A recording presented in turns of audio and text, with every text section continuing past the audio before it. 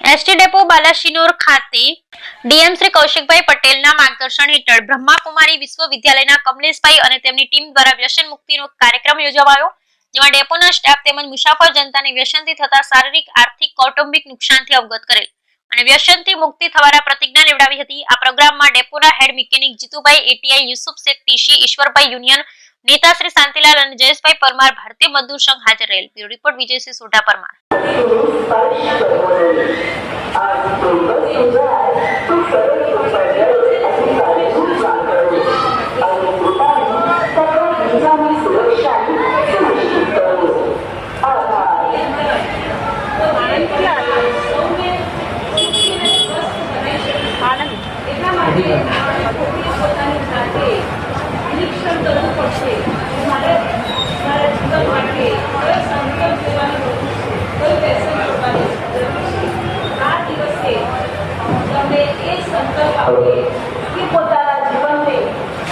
સુખી, સ્વસ્થ અને આદર્શ જીવન બને, કલ્યાણમય જીવન બને, એ માટે નિરોગી જીવન બનાવવા માટે વ્યસન મુક્ત થવાની ખૂબ ખૂબ જરૂર છે।